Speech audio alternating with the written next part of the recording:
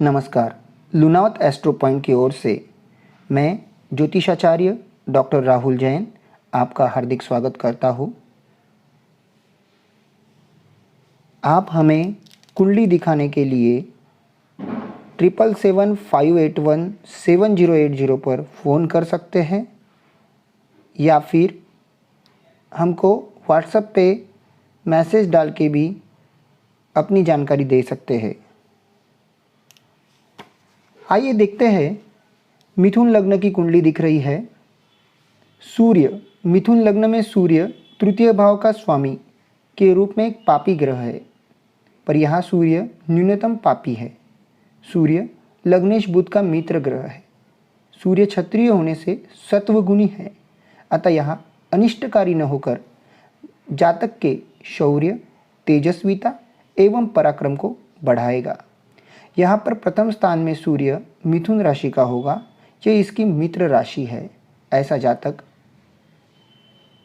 एक उच्च अधिकारी के रूप में उभरता है।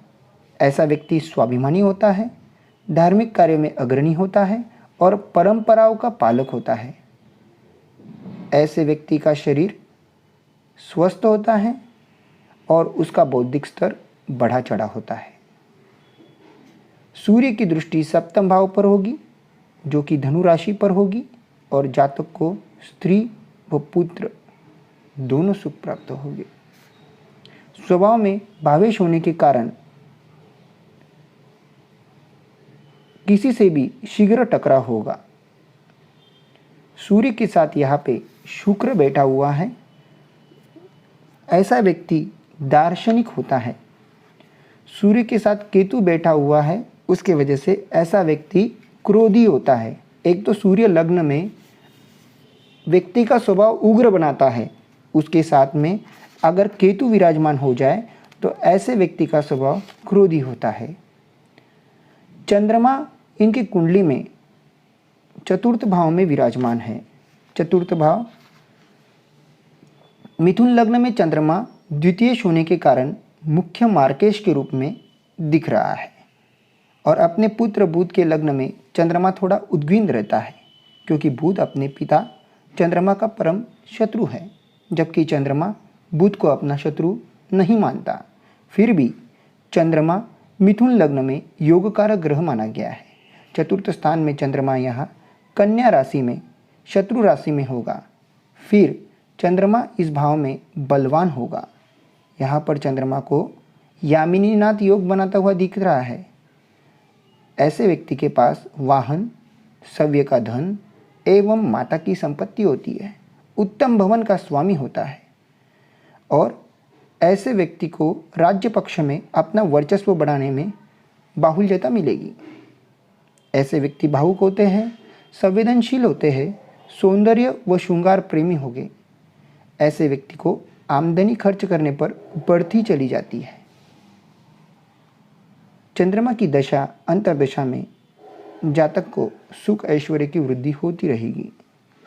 इनके कुंडली में चंद्रमा की दशा 18 जनवरी 2031 से 19 मई 2032 तक रहेगी। इस समय इनकी उन्नति के योग, सुख ऐश्वर्य में वृद्धि के योग दिख रहे हैं। मंगल इनकी कुंडली में एकादश भाव में विराजमान है। एकादश भाव यह षष्ठेश और लाभेश होने के कारण मंगल यहाँ अशुभ फलदायक है। मंगल की प्रकृति होती है उग्र, उष्ण एवं क्रूर। मिथुन राशि भी उग्र, उष्ण एवं क्रूर। फलता मिथुन लग्न में मंगल सकारात्मक ऊर्जा प्रदायक है। एकादश स्थान में मंगल स्वगृही होकर मेष राशि में होगा, और लाल किताब वालों ने ऐसे मंगल को दूध से पला हुआ पालतू शेर कहा है। मतलब ऐसा व्यक्ति धन, भवन, भू संपत्ति, वाहन सुख की प्राप्ति तो होती है, लेकिन ऐसे व्यक्ति देखने में खतरनाक परंतु कोमल हृदय का आध्यात्मिक प्राणी होता है। जातक समाज का प्रतिष्ठित व्यक्ति होगा, पर संतान को लेकर कोई न कोई चिंता बनी रहेगी। मंगल की दृष्टि पंचम स्थान पर है, षष्ठम स्थान पर है और धन भाव पर है। तो ऐसा व्यक्ति धनी होगा, संतान सुख से युक्त होगा और ऋण, रोग और शत्रु का नाश करने में पूर्णता समर्थ होगा। जातक की आमदनी में वृद्धि 28 से 32 वर्ष की आयु के मध्य होगी। अगर बड़ा भाई होगा तो बड़े भाई को कष्ट होगा।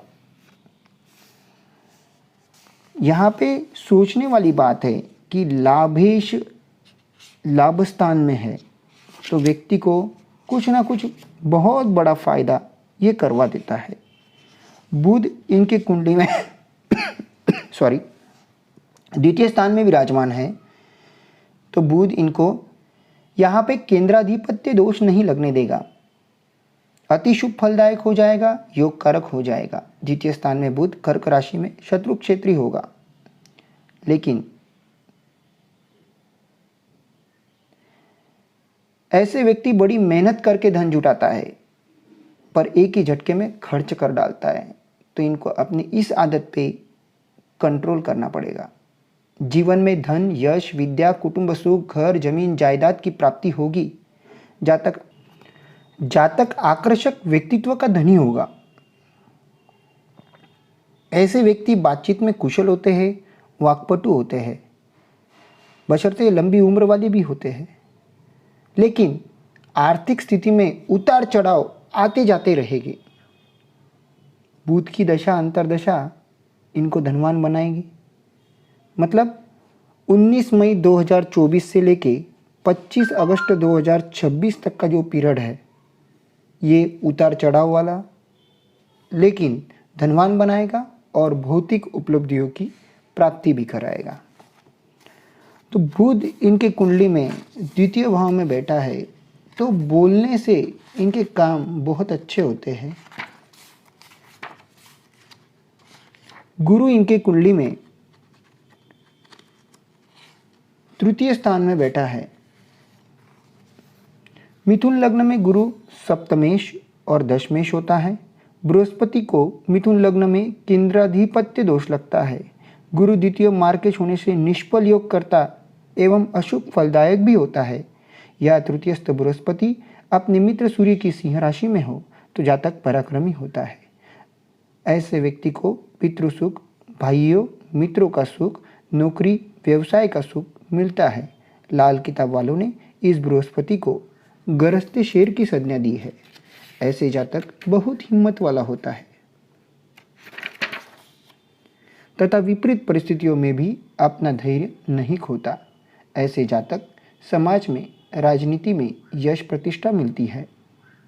ऐसे व्यक्ति को सप्तम भाग्य और एकादश स्थान में गुरु की दृष्टि होने की वजह से स्त्री, गृहस्थ सुख, सौभाग्य, बड़े भाई बहन, धन, पद, घर और जमीन जायदाद का सुख मिलता है।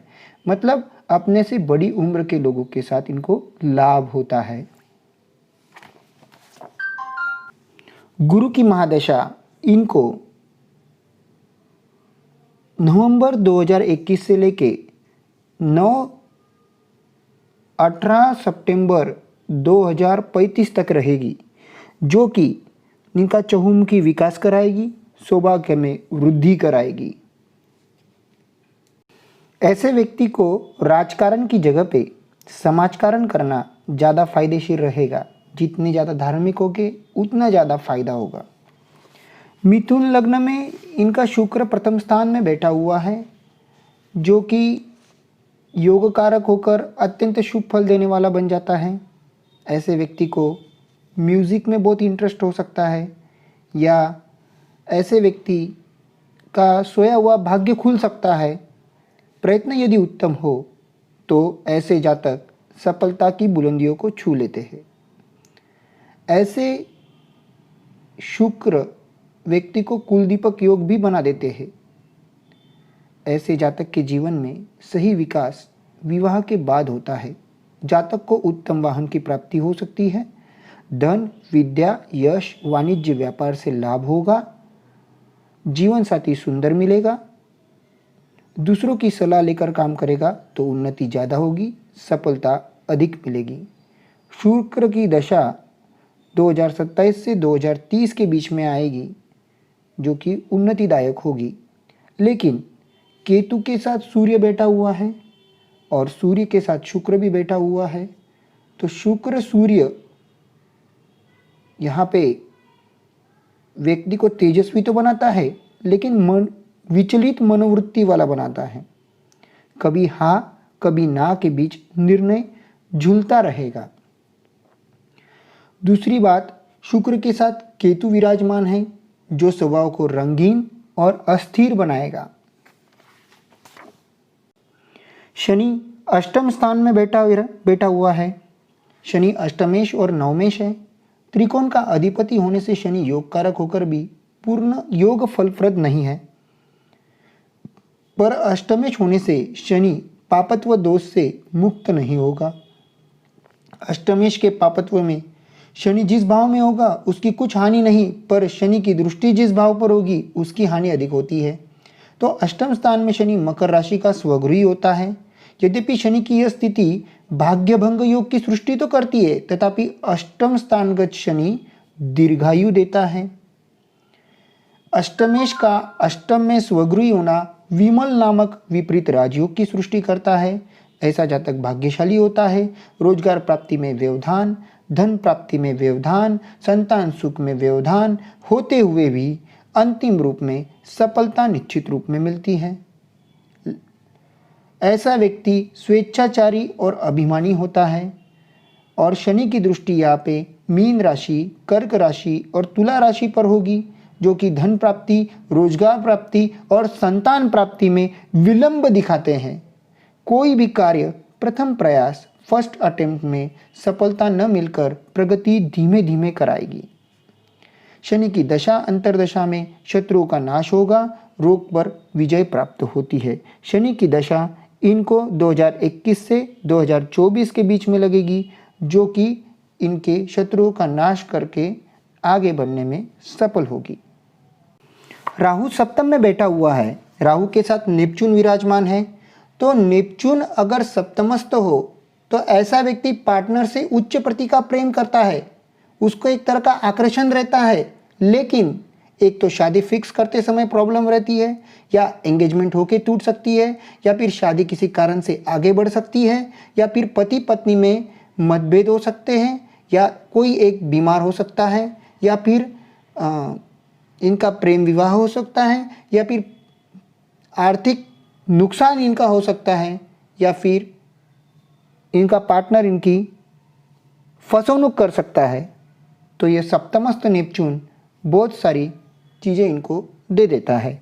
और राहु साथ में है तो राहु इनको वैवाहिक जीवन 42 के बाद अच्छा देता है, और ऐसा जातक उन्नति की ओर आगे बढ़ता है।